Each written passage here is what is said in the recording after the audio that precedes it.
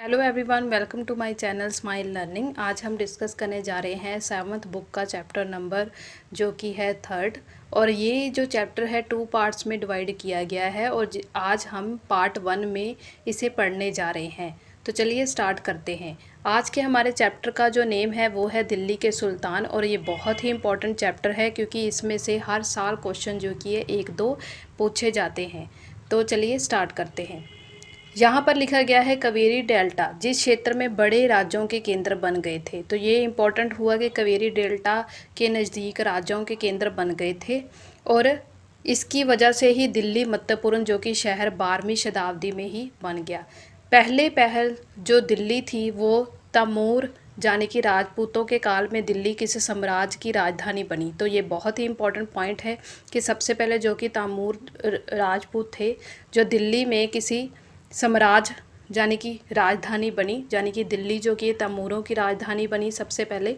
और 12वीं सदी के मध्य में तैमूरों को जो कि है अजमेर के चौहानों यानी कि जिसे चाहवान के नाम से जाना जाता है ने पराजित किया, यानी कि उन्हें हराया। सबसे पहले किसकी राजधानी थी? दिल्ली, तैमूरों की।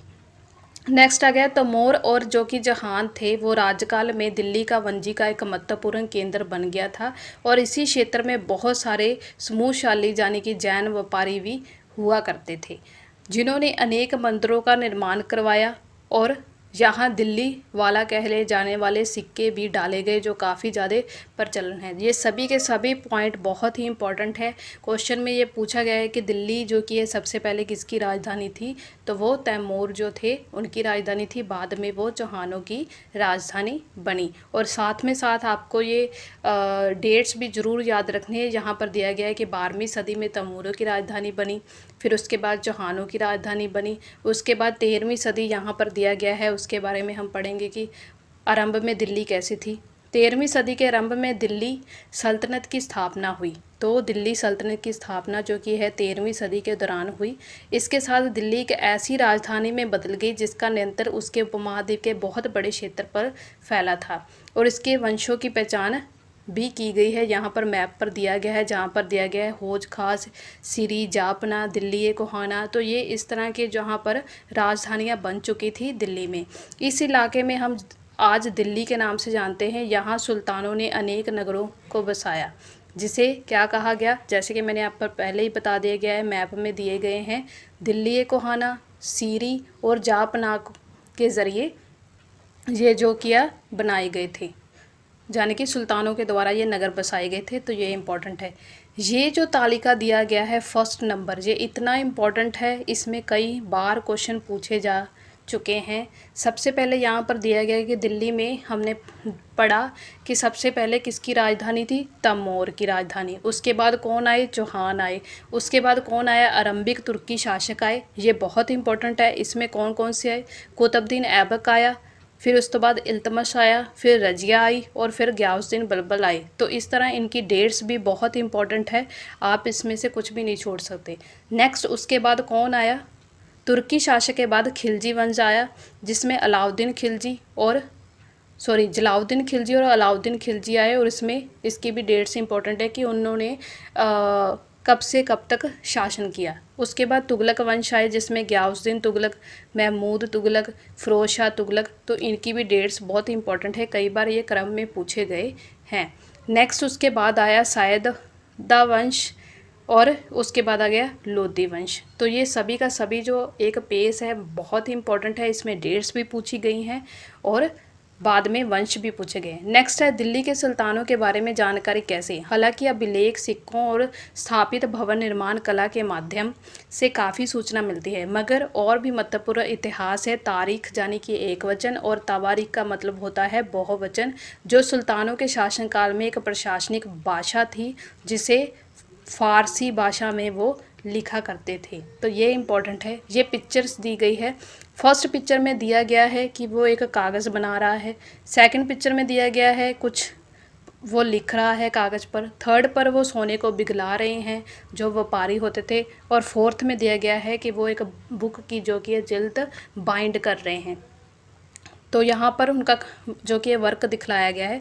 तवारीख के लेखक जो कि थे स्वच्छ प्रशासक, कवि और दरबारियों जैसे सुशिक्षित व्यक्ति होते थे जो घटनाओं का वर्णन भी करते थे और शासकों के प्रशासन संबंधी सलाह भी देते थे, और ये न्याय संगत शासन के महत्व पर बल देते थे।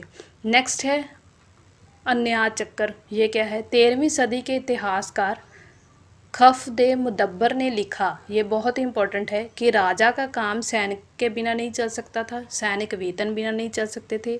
वेतन आता था किसानों से एकत्र किया जाता था, राजस्व से, मगर किसान भी राजस्व तभी चुका सकेंगे जब वे खुशहाल और प्रसन्न हो। ऐसा तभी हो सकता था जब न्याय और ईमानदार प्रशासन को बढ़ावा दिया गया। तो ये इंपॉर्टेंट है। ये बातें किसने कही? 13वीं सदी के इतिहास खफे मुदब्बर ने लिखा। नेक्स्ट है, ये कुछ और बातें ध्यान में रखें। तवारीख के लेखक नगरों और विशेषकर दिल्ली में रहते थे, गांव में शायद ही कभी रहते थे। वे अक्सर अपने इतिहास सुल्तानों के लिए, उनसे ढेर सारा इनाम पाने के लिए लिखते थे। ये लेखक अक्सर शासकों को जन्मसिद्ध अधिकार और लिंग भेद पर आधारित आदर्श समाज व्यवस्था बनाए रखने की सलाह भी देते थे, और उनके विचारों को सारे लोग जो कि सहमत नहीं होते थे।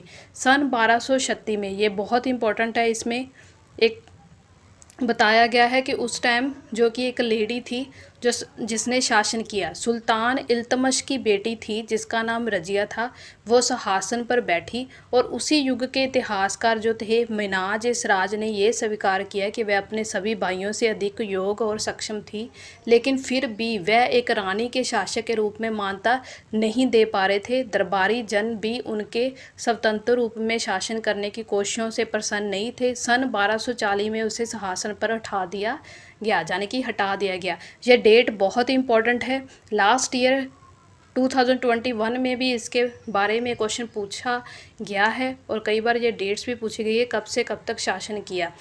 क्यों नहीं शासन दिया गया? क्योंकि उस टाइम जो कि है कोई भी लेडी को शासन करने की इजाज़त नहीं थी। उनका ये सोचना था कि एक पुरुष ही शासन कर सकता है। इस तरह मिनाज इसराज ने कहा, जो कि एक इतिहासकार था।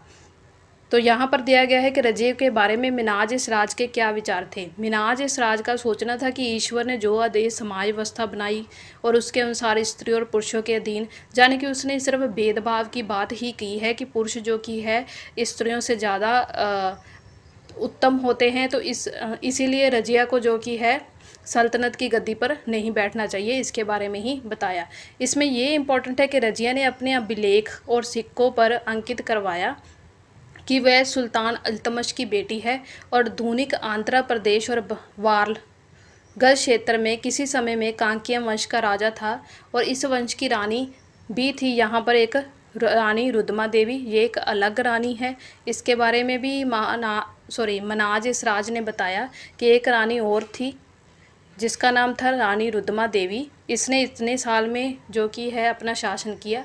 ये रजिया के व्यवहार से बिल्कुल ही विपरीत थी, यानी कि उसके ऑपोजिट थी।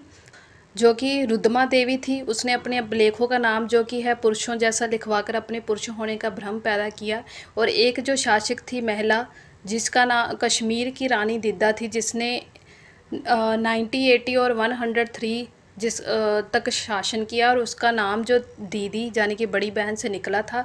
जाहिर है प्रजा अपनी प्रिय रानी को ये स्नेह भरा संबोधन दिया गया था।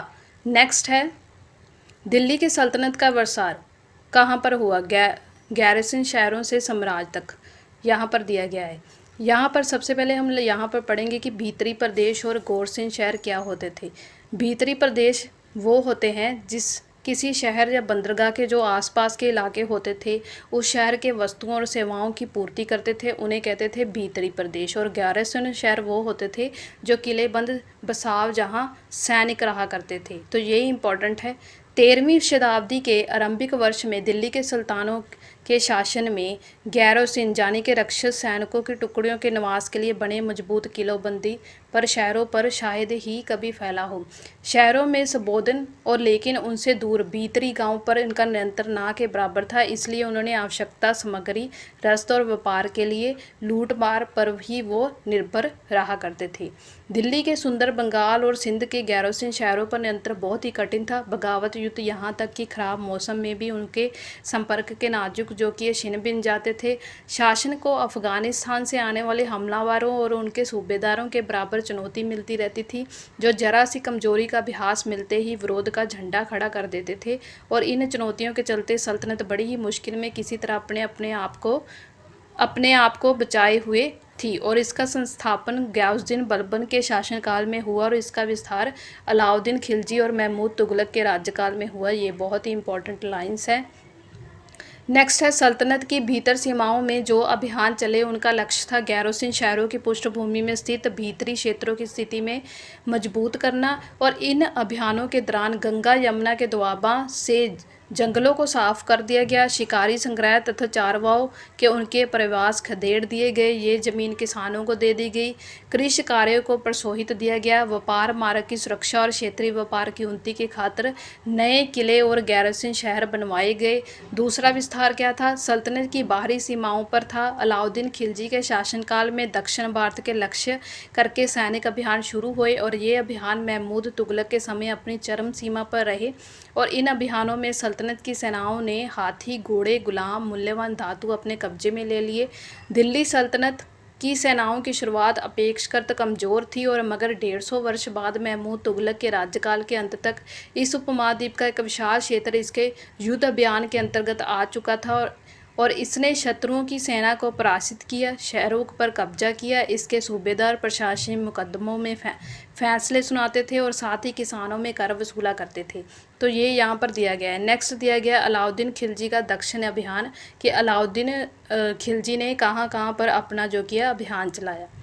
नेक्स्ट यहाँ पर दिया गया है चित्र में ये जो बना हुआ है वह है 12वीं सदी के आखिर दक्षिण में बनी कुतुब अल मस्जिद तथा इसकी मीनारें हैं, जहाँ जामा मस्जिद दिल्ली के सुल्तानों द्वारा ये बनाई गई है। और इतिहास के इस शहर को दिल्ली ए कोहाना यानी कि पुराना शहर, और इस मस्जिद में इल्तुतमिश और अलाउद्दीन खिलजी ने अपना विस्तार किया।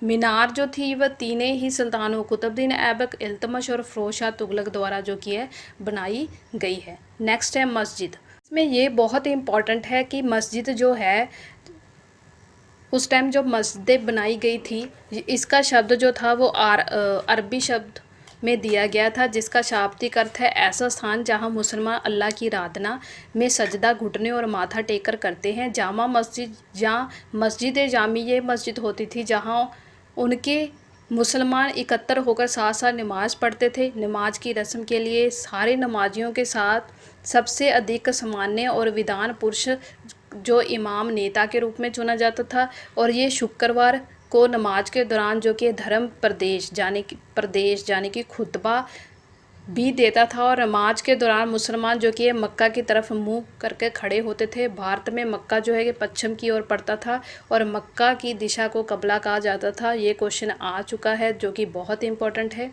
आई होप आपको मेरी वीडियो अच्छी लगी हो। अगर आपको मेरी वीडियो अच्छी लगी है तो लाइक, सब्सक्राइब और शेयर ज़रूर कीजिएगा। और इस चैप्टर का सेकेंड पार्ट का ऊपर लिंक आई बटन में आ रहा है, उस पर आप जाकर नेक्स्ट वीडियो मेरी वॉच यानी कि पार्ट 2 इस चैप्टर से रिलेटेड वॉच कर सकते हैं। तो थैंक यू फॉर वॉचिंग।